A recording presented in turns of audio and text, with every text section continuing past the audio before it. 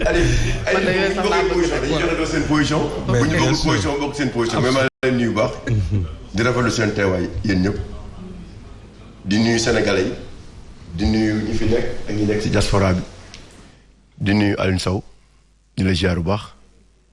Fatou. ku ñëw baax na ku ñëwul baax na.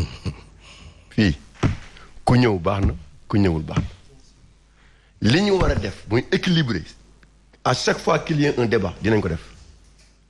c'est aux Sénégalais de juger. il est impensable dans un pays ñu jox la suñu réew. débat am nga war a justifier pas mal de choses wala nga apporter des éclaircissements par rapport ay yenn interrogations yi te doo ñëw. match de football nag. bu ñaari équipe wala jouer kenn ki ñu forfait ko. ka ca des moom la ñu jox coupe bi. te lii aveu d'échec la. à chaque fois qu'il y a un débat. un membre du pouvoir war a mën a ñëw expliquer. je pense qu'il revient à celui qui est à la tête du parti nekk chef de l'État mu tirer au moins si lii. bu doon marché ñu daw bu doon marché 10 milliards dañuy ñëw. bu doon oto bu rëy ñu ñëw. bu dee ay tàcc ñu daw def ko. mais bu dee débat wax ak sénégalais yi du ñu ñëw. et c'est grave. et c'est là où je veux dire Fatou. On a organisé 3 jours de deuil national. Parce qu'il y avait des morts. Aline. N'est-ce pas? mu doon lu metti Sénégalais yi 2 fois accident. mais loolu rek la ñuy gis. juste bi ñu jëlee Dantec ba léegi def démolition bi. il y a combien de morts? les gens ne disent pas ça. on a enregistré combien de morts? La prise en charge des malades. La prise en charge. Les travailleurs qui sont là-bas, qui restent parfois tardivement à percevoir le salaire. Le matériel, n'en parlons même pas. Alune, et ça, xam nga ne Espagnols yi daw nañu. amatul financement man maa la ko wax Fatou Abdou te maa ko wax télé ñëpp di ma dégg de. ku bëgg rek na ñëw def démenti fii. benn mool doo ko gis Dantec benn mool. benn mool doo ko fa gis te pourtant dañ ko toj démolir ko un patrimoine national am na ñu dem sax ba ne ko dañ ko war a classer patrimoine national patrimoine classé patrimoine xawma lan n'est-ce pas ñëpp taxaw ñu ne dañ koy defar dem leen Dantec c'est mieux que de parler de ça que de parler de faits divers voilà un problème qui est là bii dafa bu tombé ñu bëri faatu si mais bii chaque jour ñu ngaa ngi ci faatu te bu ñu doon xool nombre de morts yi nekk foofu chaque jour ñu organiser 1 mois de deuil national et pourtant on en a parlé ici Serigne je pense il y avait un Sénégalais Génitech bu ñëw avec leur financement et tout signé xam nga li ñuy wax sax doo ko ñu dañuy signé ak Dantec ak kii ak hôpital Dantec signé en contrat et tout ñu war ko jox jëlee ko ci moom ñëw indi espagnol yi. Espagnol yi nag xam na lañu fi bàyyi démolition boo leen demee foofu ay xeer ngeen fay fekk yu ñuy démolir. il faut que ñu jël ci ay dispositions. ñun on a un problème c'est un centre hospitalier du case de santé du yi ak yi tous les professeurs d'université foofu la ñuy nekk tous les professeurs étaient là-bas. aujourd'hui Dantec est là ay yoo ñoo fa nekk ay jinax ay muus.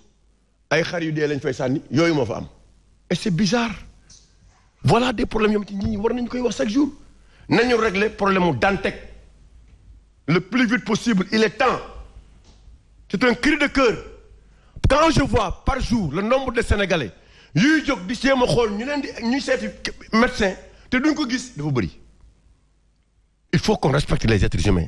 Un être humain dañ koy respecter doomu aadama. C'est important Aliou dañ koy respecter. oui c'est important Oumar Faye. Aliou Sow bonsoir. Oui bonsoir Fatou Abdou Ndiaye. Eh bien bonsoir à tout le monde ñi nekk ci plateau bi yëpp maa leen di sant leen gërëm c'est un plaisir encore une fois donc d'être sur ce plateau donc pour échanger ci mbirum réew mi.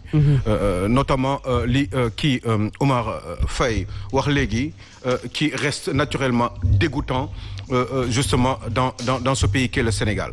Voilà, il va falloir qu'on réfléchisse sur les priorités dans ce pays. Fi ñu war a dugal alal bi ñu dugal ko fii.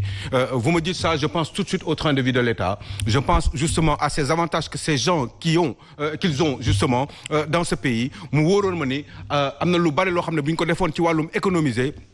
Rationalisation justement des dépenses publiques dinañu dugal xaalis bi fi ñu ko war a dugal. Alors quand j'entends ça, je suis dégoûté et ça commence très mal dans ce débat parce que à la limite ça donne envie de crier encore beaucoup plus fort. C'est dégoûtant que ay Sénégalais am ay priorité ci tabaxum réew notamment hôpital yaa ngi dégg ñu waroon ko prioriser ñu dem jox ko ñeneen ñoo xam ne kenn xamul ba léegi yaa ngi wax mais man xaw ma sax ana lu tax ñoom ñu dem. alors tax ñu commencé démolir ba pare dem seen yoon parce que certainement amuñu xaalis wala des fois dañuy anticiper ci marché yi jéem ko am avec des propositions comme ça superflues alors que concrètement dara teguwul mbir mi teguwul ci dara lu wóor finalement après certainement quand ça capote eh ben voilà ce qu'on a. C'est dommage quand même parce que s'il y avait un Sénégalais comme ni nga ko waxee nii qui était prêt à justement faire ce boulot ay Sénégalais profiter ci ay Sénégalais lekk ci alal bi ay Sénégalais mu fay fi ay impôts xaalis bi des Sénégal eh ben loolu warul woon am justement sax di xalaat dañ ko waroon exécuter jox ko Sénégalais bi mettre leen en priorité. moo tax loolu may dégg noonu Sénégalais yooyu di jiite bëgg créer seen entreprise la préférence nationale ñooñu j'espère que ñi nekk ci réew mi jiite ko dina leen mettre en priorité. ndax effectivement suñu xaalis bi war a mën a toog ci réew mi. c'est très bien, c'est important. Donc maa leen sant leen gërëm c'est un plaisir encore une fois d'être sur le plateau. Alors, mais encore une fois c'est dégoûtant d'entendre des choses pareilles. Alors merci dinañu dugg ci waxtaan bi doore ko d'abord ak li nga xamante ne kon moom mooy wàllu transport mën nañu ko dippee que la route tue et malheureusement toujours pas de solution ndax ñi nga xamante ne moom la ñu fi jëlagum comme ay mesures transporteurs yi taxaw ne du ci dal duñu ko nangu am na ci yoo xam ne duñ ci ànd benn ayubés lu toll ci juróom benn fukki nit ak ñeent bu nu ko xayma wala bokk lu ëpp juróom benn fukki nit ñàkk nañ ci seen bakkan. Amadou ban commentaire ngay def ci situation bi nga xam ne moom moo jëm ci wàllu transport mais aussi grève transporteurs yi.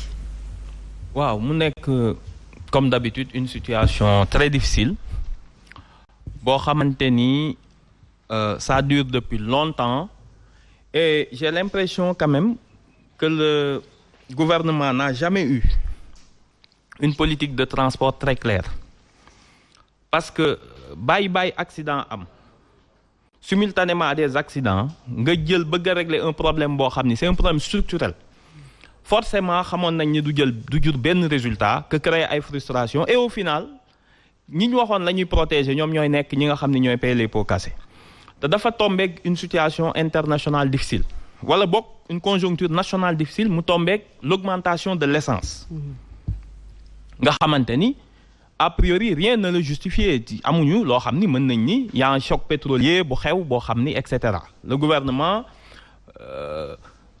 institution internationale yi imposé nañ ko mu dindi subvention yi mu doon def mu dindi ko donc déjà il y avait un contexte boo xam ni ça allait créer des problèmes premier élément deuxième élément nga gis le problème du transport au Sénégal nga xam ni c'est quasiment pas un domaine réglementé c'est pas un domaine réglementé benn anarchie la boo xam ni dans une capitale ñu ne la y a le TER et le BRT les deux moyens de transport qui sont les plus modernes et cetera et à côté nga fekk ay cars rapides yoo xam ni c'était post-indépendance ça montre quand même un manque de vision d'un côté am nga benn TER ultra moderne soi-disant et à côté un outil de transport boo xamante ni ça ne respecte aucune des normes élémentaires en matière de transport te ñu ngi daw donc l'échec d'avoir changé